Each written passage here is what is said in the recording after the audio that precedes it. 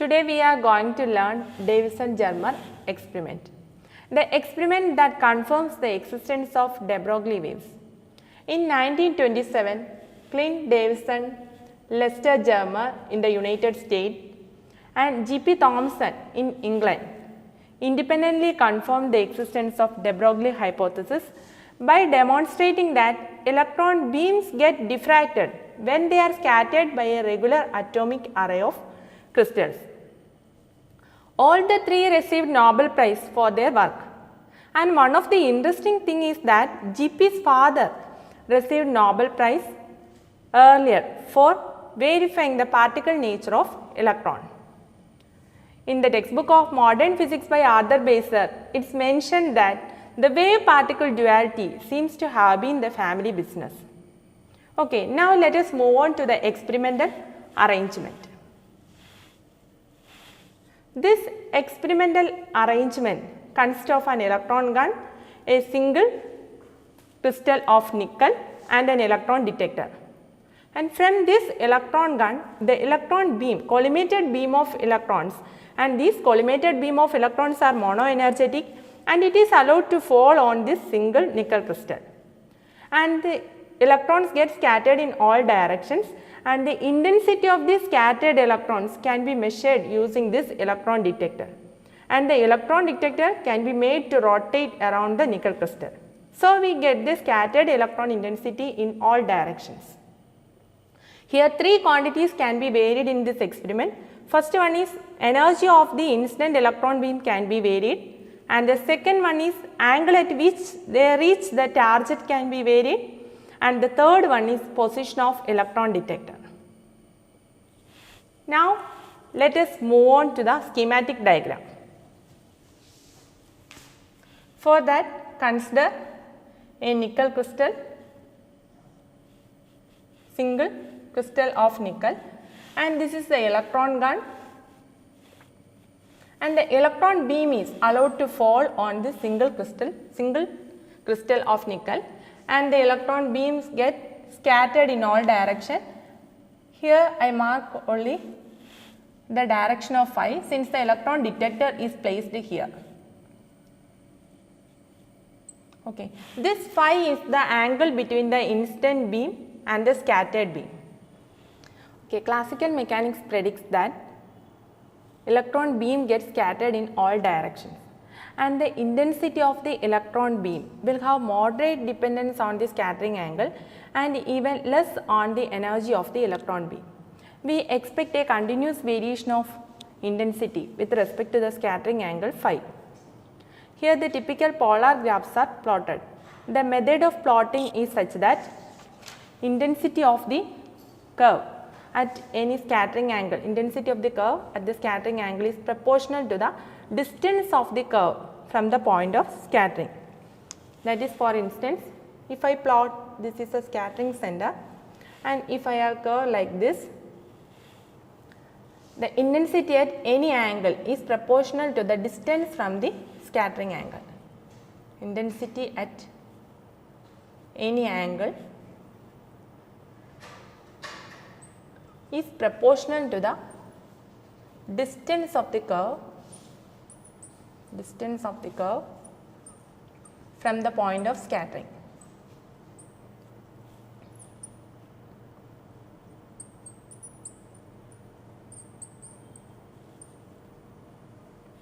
Now look into this curve. This is the point of scattering and this is our curve. Here the intensity is maximum, distance from the point of scattering to the curve is maximum along this direction. This means that intensity is maximum along this direction. And if we look at this position, distance to the curve from the point of scattering is minimum compared to the earlier case. So the intensity will be minimum along this direction. So if the intensity is same in all direction, what we got? If the intensity is same in all direction, then if this is the scattering center, then we got points at equal distances from the scattering center. Okay, that is, we got a circle. But here, instead of the continuous variation, we got distinct maxima and minima. Intensity of the scattered electron beam with respect to angle phi for different potential differences plotted.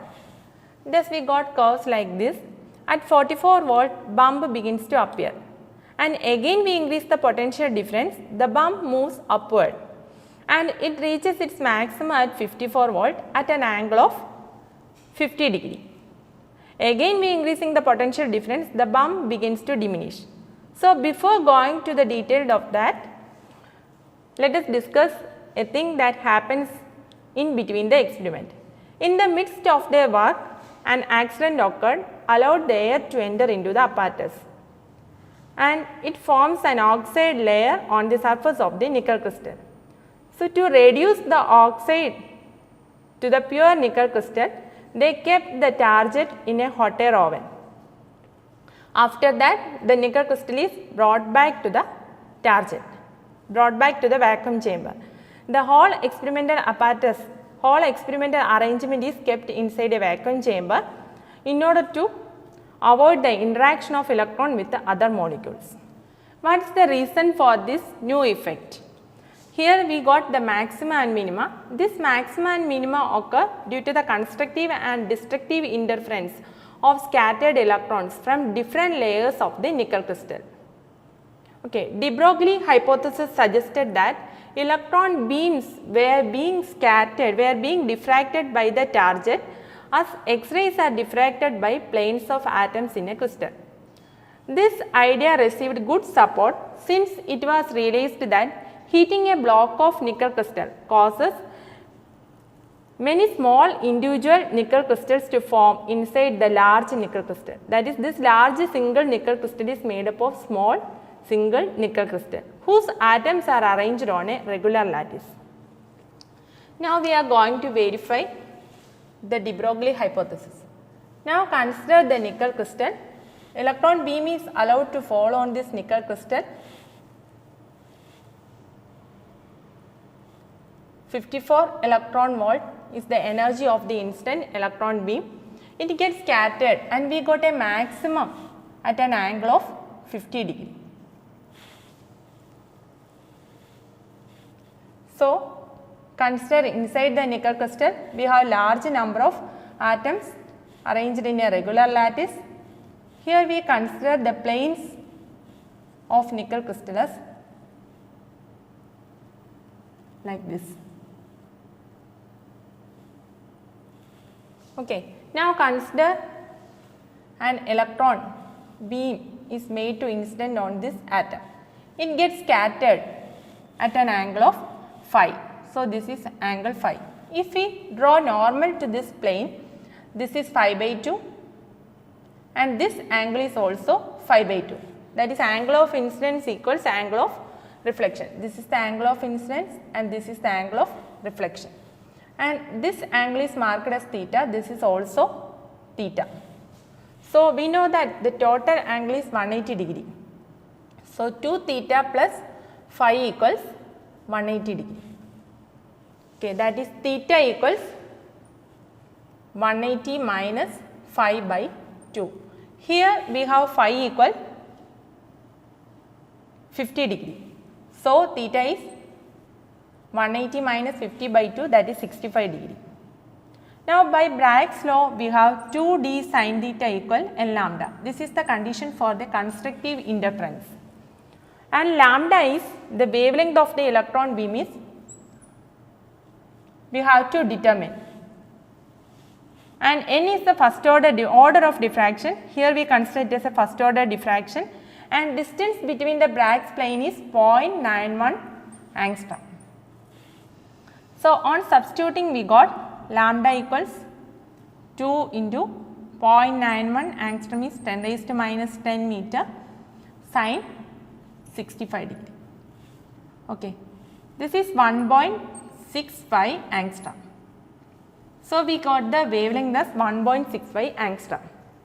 Now, by de Broglie hypothesis, we have to determine the wavelength of the waves associated with this electron beam. So, by de Broglie hypothesis, we have lambda equals h by root of 2 m eV, where h is the Planck's constant, its value is 6.625 into 10 raised to minus 34 joule second, and m is the mass of electron it is 9.1 into 10 raised to minus 31 kilogram. E is the charge of electron, it is 1.6 into 10 raised to 19 coulomb. And here we have EV as 54 electron volt. EV as 54 electron volt. So, on substituting we got lambda equals 6.625 into 10 raised to minus 34 joule second by root of 2 into 9.1 into 10 raised to minus 31 kilogram, 1.6 into 10 raised to minus 19 coulomb into 54. Here also we got the wavelength of lambda as 1.66 angstrom. This is in agreement with the observed wavelength. So, this experiment convincingly established the wave nature of matter. So, Davisson-Germer experiment is actually electron diffraction experiment.